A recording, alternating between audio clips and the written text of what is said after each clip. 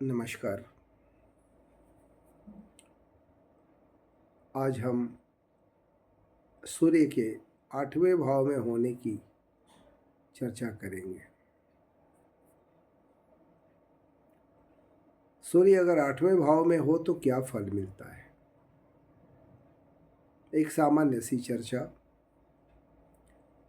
कुंडली के संदर्भ में इसकी व्याख्या काफ़ी जटिल होती है, क्योंकि फिर वैसी हालत में हमें नक्षत्र, सूर्य के अंश, युति, ग्रहों की दृष्टि आदि चीज़ों का ख्याल रखना पड़ता है।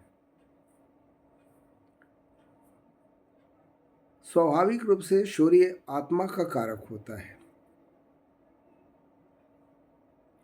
और 8वां भाव मृत्यु का समापन का होता है। वैसे हालत में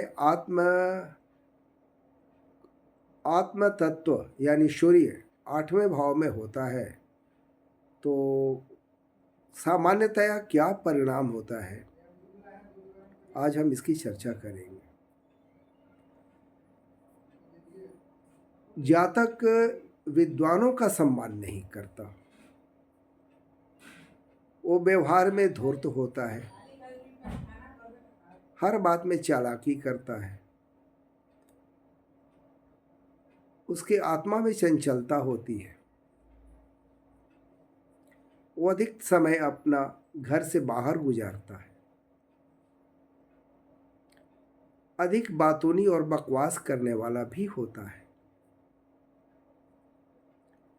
उसके अंदर काम की प्रवृत्ति ज़्यादा होती है, यानी कामाशक्ति ज़्यादा होती है, और कभी कभी वो विदेशी या विधर्मी स्त्रियों से भी संबंध रखता है। ऐसा वस्तु अग्राह्य वस्तुओं का सेवन करता है, यानी जो चीज़ें ना खाई जाने वाली हों वैसा भी चीज़ खाता है। नशे का सेवन कर सकता है,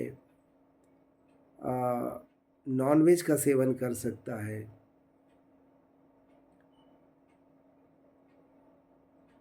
अष्टम भाव में होने से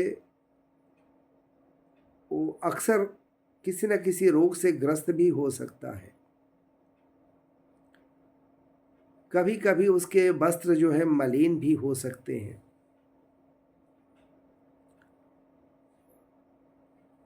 नीच लोगों की सेवा भी करनी पड़ सकती है। भाग्यहीनता का भी अनुभव किया जा सकता है। ऐसा व्यक्ति अक्सर परदेश में तो रहता है, लेकिन परदेश में रहते वक्त भी वो कष्ट महसूस करता है।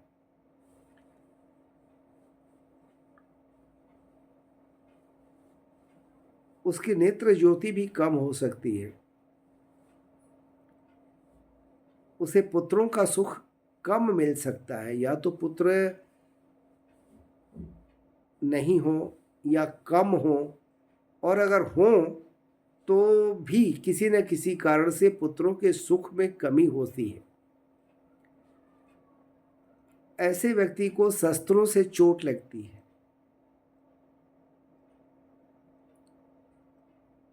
कभी किसी बुरे ग्रह की दृष्टि या संबंध या युति हो जाए तो ऐसे व्यक्ति अज्ञातवास में चले जाते हैं या लंबे कारावास में भी जा सकते हैं।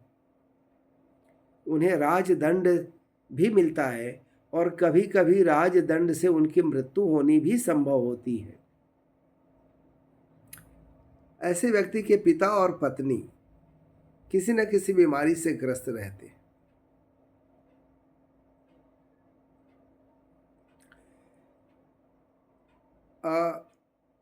अगर सूर्य 8वें भाव में हो और 8वां भाव का स्वामी अगर बलि ग्रह के साथ हो, यानी बलवान स्थिति में हो, तो कभी कभी कृषि योग्य भूमि का लाभ भी कराता है। ऐसे व्यक्ति के आयु के तीसरे वर्ष में ज्वर आदि पीड़ा से मृत्यु तुल्य कष्ट होता है बचपने में। 10वें वर्ष में उसके सिर पे चोट लगती है या कोई घाव होता है जिसका निशान रह जाता है। लेकिन अगर शुभ ग्रह से युक्त हो सूर्य तो व्रण का निशान नहीं रहता, यानी चोट तो लगती है लेकिन कोई निशान नहीं रहता। ऐसे जातक के 30 से 33 वर्ष की आयु में अकाल मृत्यु का भय होता है।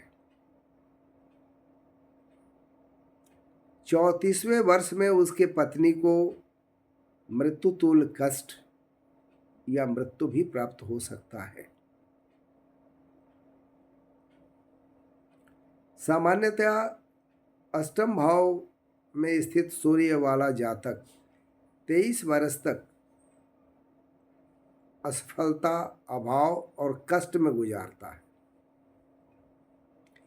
लेकिन अगर अष्टम भाव में सूर्य उच्च का हो या स्वक्षेत्र का हो तो जातक दीर्घायु होता है, लेकिन खर्चीला काफ़ी होता है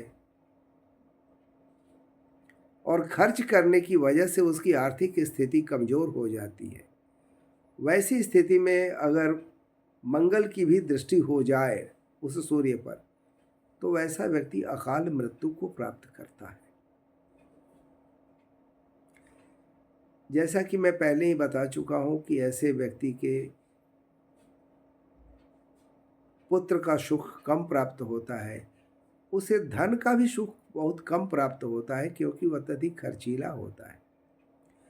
और चौपाया यानी अगर वो जानवर रखता है या चौपाई गाड़ी रखता है तो गाड़ी को या चौपाए जानवर को नुकसान पहुंचने की संभावना लगातार बनी रहती। सामान्यतः हम कह सकते हैं कि अष्टम भाव का रवि अधिकतर बुरा ही फल देता है, लेकिन पुरुष राशि का रवि हो तो उसे थोड़ा सा कम बुरा फल मिलता है। स्त्रियों में थोड़े अच्छे फल मिल सकते हैं उसको, स्त्री राशि का अगर सूर्य हो तो, यानी वृष, कर्क, कन्या आदि। अगर पुरुष राशि में सूर्य 8वें भाव में हो तो ऐसे व्यक्ति के घर की गोपनीयता उसके घर के नौकरों के द्वारा या उसके घर के छोटे बच्चों के द्वारा दूसरों तक पहुंच जाती है। एक और संभावना बनती है, ऐसे पुरुष की पत्नी धन की कामना से पर पुरुष के साथ संबंध बनाने को उत्सुक रहती है। ऐसे जातक अपने आचरण से, अपने कर्मों से, अपनी हरकतों से वृद्धावस्था में काफ़ी धन के अभाव में पाए गए हैं। सामान्य भाषा में कहा जाए तो इनका शुरुआती बचपन और अंतिम अवस्था परेशानियों से गुजरती है। बाकी इनके फलों में वृद्धि या कमी भिन्न भिन्न राशियों में भिन्न भिन्न अंशों पर अलग अलग ग्रहों के दृष्टियों की वजह से कमी या बेसी पाई जा सकती है, जो कि एक योग्य कुंडली विश्लेषणकर्ता कुंडली का विश्लेषण करते वक्त अनुमान लगाता है और फलित करता है। अभी आपने एक सामान्य फल जाना, इसको वीडियो में सूर्य के अष्टम भाव में होने का फल संक्षिप्त भाव में, संक्षिप्त रूप में यहीं पर मैं ख़त्म करता हूँ। अगले वीडियो में सूर्य के नवम भाव में होने का फल चर्चा करेंगे हम लोग। तब तक के लिए विदा। जय श्री राम।